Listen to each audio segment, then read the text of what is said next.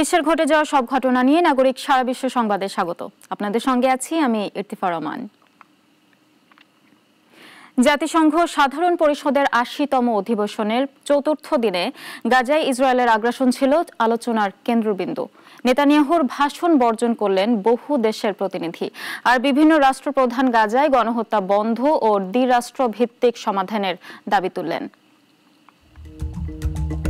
New ইয়র্কে জাতিসংঘ সদর দপ্তরের সাধারণ পরিষদের চতুর্থ দিনে শুক্রবার ভাষণ দেন ১৫ দেশের রাষ্ট্রপ্রধান, সরকার প্রধান ও প্রতিনিধি। শুরুতেই মঞ্চে ওঠেন ইসরায়েলের প্রধানমন্ত্রী বেনিয়ামিন নেতানিয়াহু, কিন্তু তার ভাষণ শুরুর সঙ্গে সঙ্গেই প্রতিবাদ জানিয়ে বহু দেশের শত শত প্রতিনিধি কক্ষ ত্যাগ করেন। এতে বক্তৃতা মঞ্চের সামনের আসনগুলো প্রায় ফাঁকা হয়ে পড়ে। প্রতিনিধি দলগুলোর বেরিয়ে যাওয়ার সময় মার্কিন প্রতিনিধিরা করতালি দেন। হামাস একে ইসরায়েলের আন্তর্জাতিক বিচ্ছিন্নতার প্রমাণ বলে মন্তব্য করছে। ৪৫ মিনিটের ভাষণে নেতানিয়াহু গাজায় হামাস দমন, ইরান ও হিজবুল্লাহকে হুমকি, ট্রাম্প ও আব্রাহাম চুক্তির প্রসঙ্গ তোলেন। তবে বক্তব্য শেষে অনেক প্রতিনিধি ব্যঙ্গাত্মক প্রতিক্রিয়া দেন। বাংলাদেশের অন্তর্বর্তী সরকারের প্রধান অধ্যাপক মোহাম্মদ ইউনুস গাজায় নির্বিচারে হত্যাকাণ্ডের নিন্দা জানিয়ে বলেন, ভবিষ্যৎ প্রজন্ম এ নৃশংসতার জন্য মানবতাকে ক্ষমা করবে না। তিনি পূর্ব জেরুজালেমকে রাজধানী করে অবিলম্বে স্বাধীন ফিলিস্তিন রাষ্ট্র প্রতিষ্ঠার দাবি জানান। পাকিস্তানের প্রধানমন্ত্রী শাহবাজ শরীফ গাজা যুদ্ধকে সমকালের সবচেয়ে হৃদয়বিদারক ঘটনা আখ্যা দিয়ে ছোট্ট শিশু হিন্দ রাজব হত্যার কথা তুলে ধরেন। চীনের প্রধানমন্ত্রী লি কিয়াং বলেন, চীন সবসময় শান্তির পক্ষে কাজ করবে এবং সংঘাতের রাজনৈতিক সমাধান চায়। আয়ারল্যান্ড, গ্রিস ও সেন্ট ভিনসেন্টের নেতারাও ইসরায়েলের গণহত্যা ও মানবাধিকার লঙ্ঘনের কড়া সমালোচনা করেন। এদিকে গাজায় নতুন করে ইসরায়েলি হামলায় নিহত হয়েছেন অন্তত ৫২ জন। ২ বছরের আগ্রাসনে প্রাণ হারিয়েছেন ৬৫,০০০-এরও বেশি ফিলিস্তিনি। মৌসুমী মৌ, নাগরিক। পূর্ণ রাজ্যের মর্যাদা এবং সংবিধানের ৬ষ্ঠ তফসিল অনুযায়ী রক্ষা কবচের দাবিতে ভারতের কেন্দ্রশাসিত অঞ্চল লাদাখে বিক্ষোভ চলছে। শুক্রবার গ্রেপ্তার হয়েছেন পরিবেশ কর্মী ও শিক্ষাবিদ সোনাম ওয়াংচুক। এরপরেই বেশ কিছু এলাকায় কারফিউ জারি করা হয়েছে। রাজধানী লেহ শহরে ইন্টারনেট বন্ধ করে দেওয়া হয়েছে। বিস্তারিত জানাচ্ছেন শাশ্বতী সরকার। হাড় কাঁপানো শীতের মাঝেও জেনজির বিক্ষোভে উত্তপ্ত ভারতের লাদাখ। পৃথক রাজ্যের মর্যাদা ও বিশেষ সাংবিধানিক সুরক্ষা সহ ৪ দফা দাবি তাদের। প্রথমে শান্তিপূর্ণ আন্দোলন চালালেও পরবর্তীতে তার রূপ নেয় সহিংসতায়। ১০ সেপ্টেম্বর থেকে ৪ দফা দাবিতে ম্যাক্সেসে পুরস্কারপ্রাপ্ত শিক্ষাবিদ ও পরিবেশ আন্দোলন কর্মী সোনাম ওয়াংচু সহ ১৫ জন অনশনে বসেন। মঙ্গলবার ২ অনশনকারী অসুস্থ হয়ে পড়লে লাদাখ অ্যাপেক্স বডির যুব শাখা আন্দোলনের ডাক দেয়। পরদিন সকাল থেকেই উত্তপ্ত হতে থাকে পরিস্থিতি। এদিকে মোদি সরকারের সাথে আন্দোলনকারীদের বসার তারিখ পেছানোয় ক্ষোভ জমতে থাকে বিক্ষোভকারীদের মধ্যে। বুধবার পুলিশের সাথে সংঘর্ষ ঘটে। বিজেপির আঞ্চলিক কার্যালয়ে আগুন দেন তারা। ৪ জন নিহত হন, আহত হন ৮০ জন। চলমান আন্দোলনের মধ্যে বিশিষ্ট জলবায়ু কর্মী ও শিক্ষা সংস্কারক সোনম ওয়াংচুককে গ্রেপ্তার করেছে ভারতীয় পুলিশ। জেনজির এই আন্দোলনে পরোক্ষভাবে নেতৃত্ব দেয়ায় সরকারের ক্ষোভের মুখে পড়েন তিনি। বাতিল করা হয় তার সংস্থার লাইসেন্সও।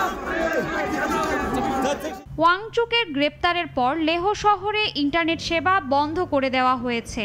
সহিংসতার আশঙ্কায় জারি রয়েছে কড়া কারফিউ এবং সব শিক্ষা প্রতিষ্ঠান আগামী ২৭ সেপ্টেম্বর পর্যন্ত বন্ধ ঘোষণা করা হয়েছে। শ্রীলঙ্কা, বাংলাদেশ, নেপালের পর লাদাখেও জেনজির বিক্ষোভকে হুমকি হিসেবে উল্লেখ করছেন বিশ্লেষকরা। শাশ্বতী সরকার, নাগরিক।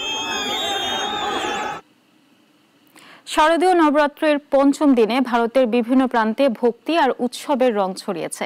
অযোধ্যার দেবকালী মন্দিরে পূজা হয়েছে। গুজরাটের মরবিতে গরবা নৃত্য আর প্রয়াগরাজে রামলীলার শোভাযাত্রা অনুষ্ঠিত হয়েছে। সব মিলিয়ে পুরো দেশ রূপ নিয়েছে ধর্মীয় ও সাংস্কৃতিক ঐক্যের প্রতিচ্ছবিতে। নবরাত্রি হিন্দুদের একটি প্রাচীন ধর্মীয় অনুষ্ঠান। অযোধ্যার ঐতিহাসিক দেবকালী মন্দিরের নবরাত্রি পঞ্চম দিনে ভক্তদের ভিড় ছিল চোখে পড়ার মতো। দেবী দুর্গার পঞ্চম রূপ স্কন্দমাতার আরাধনায় মন্দির প্রাঙ্গণ মুখরিত হয়েছিল ভজন আর আরতির ধ্বনিতে। ভক্তরা কলা নিবেদন করেন, অর্পণ করেন হলুদ বস্ত্র। বিশ্বাস, এতে দূর হয় দুঃখ কষ্ট, আসে সমৃদ্ধি। এদিকে গুজরাটের মরবিতে নবরাত্রির পঞ্চম দিন উদযাপিত হয়েছে ঐতিহ্যবাহী গরবা নৃত্যর মধ্য দিয়ে। রঙিন পোশাকে নারী পুরুষ নাচে মেতে উঠেন সুরের তালে তালে। শুধু নাচ নয়, গরবা এখানে পূজারই আরেক রূপ। চনিয়াচলি আর কেদিয়ায় সেজে ছোট বড় সবাই নেমে পড়েন ভক্তি আর আনন্দের মিলন মেলায়। অন্যদিকে উত্তরপ্রদেশের প্রয়াগরাজে পথের রামলীলায় ভক্তদের ভিড় জমেছিল। পাথরচট্টি রামলীলা কমিটি আয়োজন করে বর্ণাঢ্য শোভাযাত্রা। শিল্পীরা রামায়ণের বিভিন্ন পর্ব মঞ্চস্থ করে মুগ্ধ করেন দর্শকদের। ঢাক ঢোল, ভজন আর নাট্যমঞ্চে জীবন্ত হয়ে ওঠে পৌরাণিক কাহিনী। অযোধ্যার পূজা, মারবীর গরবা আর প্রয়াগরাজের রামলীলার মধ্য দিয়ে পঞ্চম দিনের নবরাত্রি পরিণত হয়েছে আধ্যাত্মিকতা, সংস্কৃতি আর সামাজিক সম্প্রীতির উৎসবে। মনিয়া জ্যোথি, নাগরিক।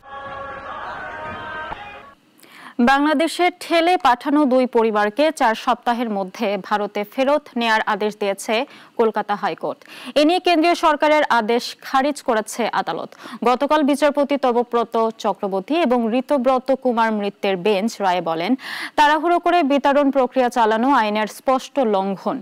আদালত নির্দেশ দিয়েছেন 8 মাসের অন্তঃসত্ত্বা সোনালী খাতুন সহ 6 সদস্যকে 4 সপ্তাহের মধ্যে পশ্চিমবঙ্গে ফিরিয়ে আনতে হবে। কেন্দ্রের স্থগিতাদেশের আবেদন ও খারিজ করা হয়েছে। তৃণমূল কংগ্রেস এই রায়কে বিজেপির বাঙালি বিরোধী নীতির বিরুদ্ধে জবাব বলে মন্তব্য করেছেন। আদালত জানিয়েছে, নাগরিকত্বের প্রশ্ন উপযুক্ত প্রমাণ এবং নথির ভিত্তিতেই বিবেচনা করতে হবে। জলবায়ু সংক্রান্ত পর্যবেক্ষণ এবং বৈজ্ঞানিক গবেষণায় নতুন দিগন্ত ছুঁয়েছে চীন। দেশটির নতুন স্যাটেলাইট আবহাওয়ার পূর্বাভাসে বিপ্লব আনবে।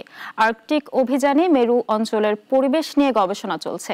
উন্নত মহাকাশ প্রযুক্তি আর সমুদ্র বিজ্ঞানে একের পর এক অর্জন বিশ্বের আবহাওয়ার পূর্বাভাসে নতুন পথ দেখাচ্ছে।